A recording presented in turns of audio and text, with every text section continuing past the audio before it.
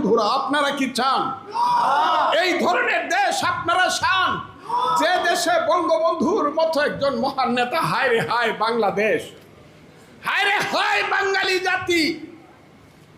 একটা লোক জীবনের যৌবন কারাগারে কাটিয়ে ফাঁসির মঞ্চে গিয়ে বাঙালিকে শিখিয়েছে তুমি কে আমি কে, বাঙালি বাঙালি।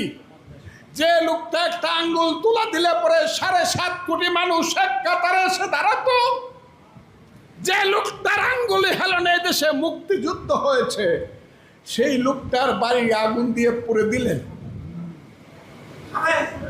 সেই বঙ্গবন্ধুর বাড়ি বুলডোজার চালায় দিলেন। কেউ প্রতিবাদ করলো না, সরকার কিছু করলো না, মিলিটারিরা চৌকিদারের ভূমিকায় অবতীর্ণ হইল। 7 জন বীর শ্রেষ্ঠ, সবাই সামরিক বাহিনীর লোক, তাদের স্ট্যাচুগুলা উপর তাকায় নামায়া পা দিয়া পাড়াইয়া পাড়াইয়া বাংলো, থুতু দিল, কেউ কিছু বললেন না। বীর শ্রেষ্ঠ কারা বন্ধুরা? বীর উত্তম কারা? বীর বিক্রম কারা? বীর প্রতীক কারা বন্ধুরা? মুক্তিযোদ্ধা কারা? আমরা।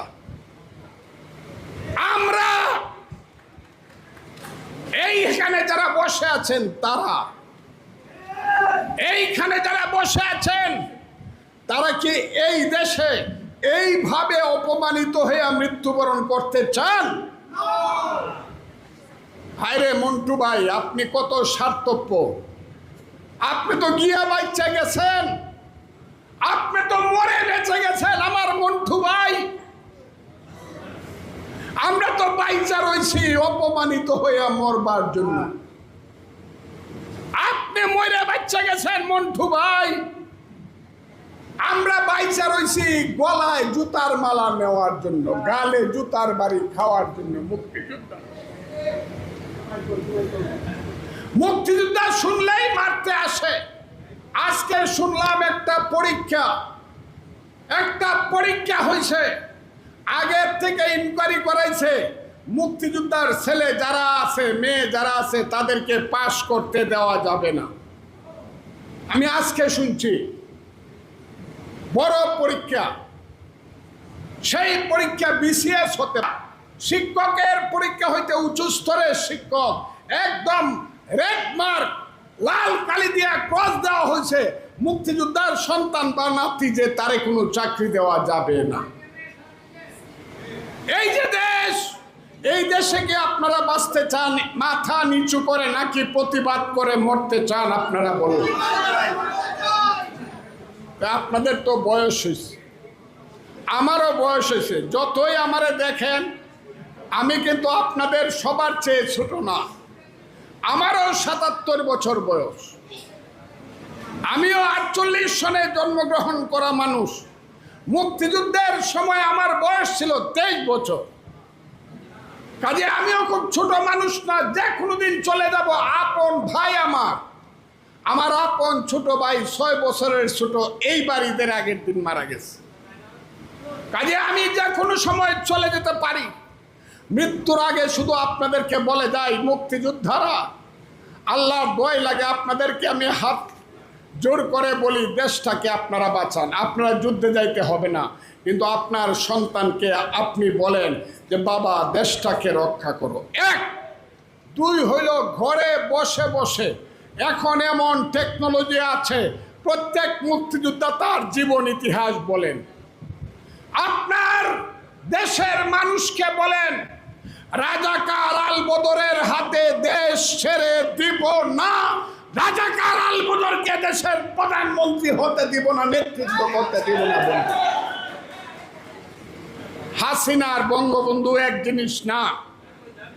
আওয়ামী লীগ খারাপ করছে, এই জন্য মুক্তিযুদ্ধ খারাপ। হাসিনা খারাপ করছে, সেই কারণে বঙ্গবন্ধু খারাপ। এই কথা বলে যারা মুক্তিযুদ্ধকে, বঙ্গবন্ধুকে 72-এর সংবিধান, হায় হায়, আলী রিয়াজ নামে একটা মানুষ আইছে, হে আমেরিকায় মাস্টারি করে, হে আমাদের চেয়ে 10 বছরের ছোট, হে আইসা প্রথম কইছে সংবিধানটাকে ফেলাইয়া দেব, 72-এর সংবিধানকে ফেলে দেব।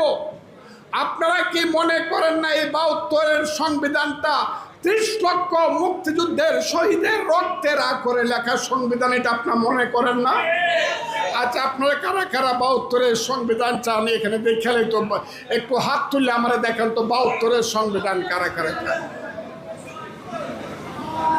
এখানে যদি সংখ্যা যাই হই, আমি প্রত্যেককে একজন 1 লাখ, একজন মুক্তিযোদ্ধাকে 1 কোটি মানুষের প্রতিনিধি হিসাবে গণতে চাই। 72-এর সংবিধান মুক্তিযুদ্ধের 30 লক্ষ লোকে শহীদের রক্তের আকরে লেখা সংবিধান। এইটা সময়ের সাথে সাথে প্রয়োজনে পার্লামেন্টের মাধ্যমে পরিবর্তন করা যাবে আইনের মাধ্যমে, কিন্তু কেউ যদি ছুঁড়ে ফেলে দিতে চায় তার বিরুদ্ধে আরেকটা মুক্তিযুদ্ধ অবশ্যই হবে। বন্ধু, আমি আপনাদেরকে বলবো, আজকের যারা এইখানে আজকে যারা উপস্থিত, আমি তাদের মাধ্যমে বলতে চাই, কি বলতে চাই আপনারা সবটাই বুঝেন। আমি